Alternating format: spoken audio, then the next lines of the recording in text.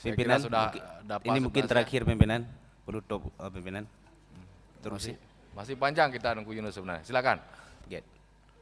Bismillahirrahmanirrahim. Assalamualaikum warahmatullahi wabarakatuh. Yang kami muliakan pimpinan, Bapak Asisten serta seluruh kawan-kawan dari DPR. Saya sedikit saja untuk pemerintah supaya ada perhatian khusus untuk kami Aceh Timur. Hasil reses kemarin kami duduk dengan tokoh-tokoh, juga ada yang marhaban makam. Kami di sana sangat butuh satu kampus politeknik. Ini harus jadi catatan, mungkin ini juga ada proposal, saya serahkan nanti. Karena mengingat potensi kami di sana pertanian, perikanan sangat luar biasa serta migas, kami perlu politeknik. Jadi dengan adanya kampus tersebut akan terpegadah bahasa buya kruong tedeng-deng, buya tameng merasiki. Itu yang pertama. Yang kedua, mohon perhatian khusus tentang Monisa dari pemerintah Aceh. Momen Islam Asia Tenggara. Nyo gara-gara tanyo hanata permen tentang Monisa, pemerintah pusat berusaha kayak kesimpulan yang mana bahwa Islam pertama di Indonesia, Islam pertama di Asia Tenggara itu Barus. Jadi pemerintah tanyo pura-pura hana dengar. Dan hana tanggapan, wadai pegah Islam pertama di Asia Tenggara di Barus, tanya pura-pura kle.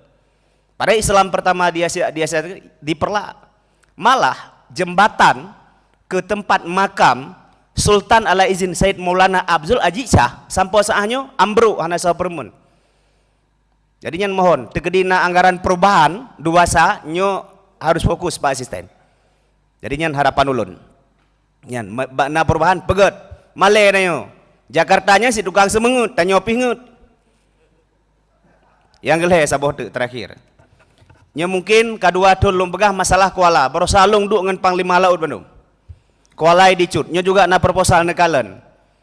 Nya Pak Asisten dan Dinas Perikanan harus igereja budget sebagai lembaga advokasi antara nelayan dengan pemerintah pusat.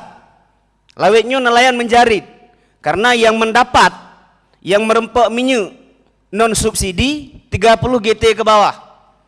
Jadi yang 10 GT uyup, nyo rempek minyak subsidi. Yang 10 GT wadah, harempek minyak subsidi. Dan juga mengenai surat ketua. Jadi mihana bubar ke dinas-dinas perikanan. Kepu dinas perikanan, wajah laut nasi ada hanaji. Ya, memang hana manfaat. Jadi nyo kan bengi, memang nelayan hana itu pegahai. Bayangkan Pak Asisten, saboh put awak jauh laut 20 sampai 50, padum boh perut yang selamat gara-garanya. Jadi yang perlu kamu pegah, Kepala Dinas Perikanan budget sebagai penyambung. Nyo lawetnya surat put yang 10 GT uyup jut uruh di Banda Aceh. Yang 10 GT wate Jakarta. Jadi iprah rakyat. Jadi tolong siga kalinyo pemerintah Aceh bek pelemak boh dro sabi-sabi. Boh rakyat asal keung saja. Jadi gonyo bah sampai boh dro siga ne pelemak boh kamu rakyat. Sekian. Assalamualaikum warahmatullahi wabarakatuh. Assalamualaikum warahmatullahi wabarakatuh. Terima kasih Dengku Yunus.